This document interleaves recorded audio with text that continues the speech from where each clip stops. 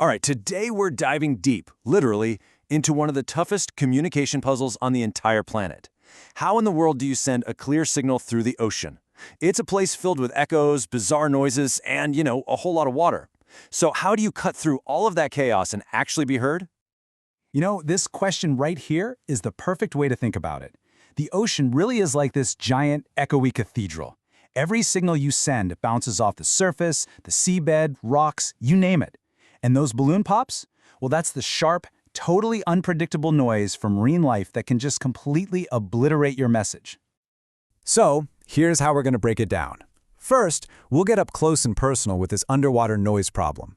Then, we'll look at why the old ways of filtering just can't keep up. After that, we'll introduce a much smarter solution that tames the echoes, and then the real breakthrough that handles those snaps. Of course, we'll see how it all holds up in a real-world test, and finally, what this all means for the future. Okay, let's dive right in. We're about to meet the two main villains of underwater communication.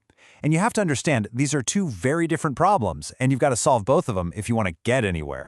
So, on one hand, you have the echo problem. Because sound is ricocheting off everything, your original signal doesn't just arrive once. It arrives as a handful of delayed, powerful copies of itself. We call this a sparse channel. Then, on the other hand, you've got the snap problem, or what's called impulsive noise. Just imagine the loud crackle of snapping shrimp. It's not a steady hum, it's a series of sudden, massive energy spikes. Now, this sounds pretty technical, but it's the official name for our balloon pop problem. Symmetric alpha stable noise, or S-alpha-S. The key phrase to remember here is infinite second moment. Now, what does that mean in plain English? It means the noise spikes are so wild and so extreme that they literally break the math that standard noise filters use, because those filters are built for predictable, average noise. Okay, so let's see what happens when you throw the usual noise-canceling tools at this chaotic mess. As you can probably guess, it doesn't go very well. These classic algorithms, the ones you might find in everyday tech, they fail for a couple of big reasons. First, they just aren't designed to handle all those echoes. They expect a much cleaner signal. But even more important, they get completely blindsided by those sharp S-alpha-S noise spikes. See, they're trying to calculate an average level of error, but when you have these insane, almost infinite peaks, the whole idea of an average becomes meaningless. It's like trying to find the average height between a person and the moon. The math just falls apart. So, if the old guard is out of its league, what's next? Well, this next part introduces a more specialized tool, one that's actually built to handle the first half of our problem, those crazy echoes. So say hello to the improved proportionate normalized least mean square algorithm, or thankfully we can just call it IPNLMS. Now, this is a much cleverer piece of software. It's specifically designed to understand that the signal it's hunting for is sparse, that it's made of just a few strong signals hidden in a whole lot of silence. This quote gives you a peek into the really cool math behind it. Instead of looking for the signal in a simple straight line, IPNLMS knows the map of this echoey world is all warped and curved, so it uses a special kind of GPS, if you will, to find the true signal way more efficiently. It's fantastic at handling echoes, but it still has a fatal flaw. It gets completely knocked off its feet by those balloon pops. And now, we get to the main event. The core innovation. This is the algorithm that can finally fight both of our villains at the same time. This is where we meet the hero of our story. This new algorithm is called SIN-IPNLMS, or SIPNLMS for short, and it's not a one-trick pony. It brilliantly combines two powerful ideas into one super elegant solution that can handle both the echoes and the snaps. So here's how it works.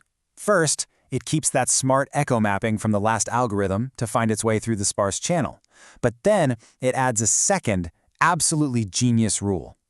This new rule basically tells the algorithm, hey, if you suddenly see a massive, off-the-charts error, don't panic, don't overreact. It's probably just a balloon pop. Ignore it and stick to the real signal. It literally learns to tune out the snaps. Okay, so the theory sounds great, but does it actually work out in the real world?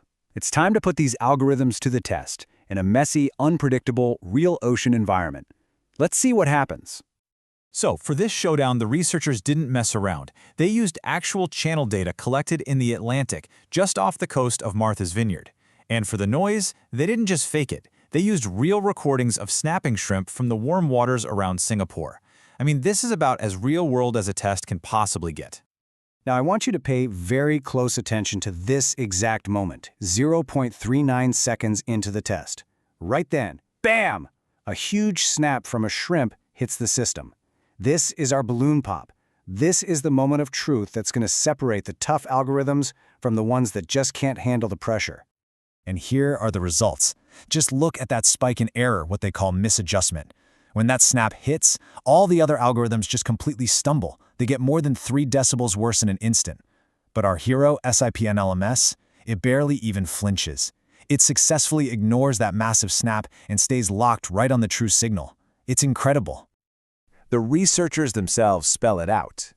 Right at that critical moment, SIPN-LMS was a full 3.4 decibels better than its most sophisticated rival. Now, in the world of signal processing, that's not just a small improvement. That is a massive, game-changing leap forward. So, what does this all mean for the future? Let's wrap this up by looking at why SIP-NLMS really is such a huge step forward for anyone trying to communicate in the deep. But hang on, here's a really important question. It's awesome that this algorithm is a champ during a crisis, but what about on a normal day? With just regular, predictable background noise. Do you have to sacrifice everyday performance to get that amazing robustness? And the answer, incredibly, is no. The test showed that in standard, non-spiky noise, SIPN-LMS performs just as well as the specialized echo-canceling algorithm.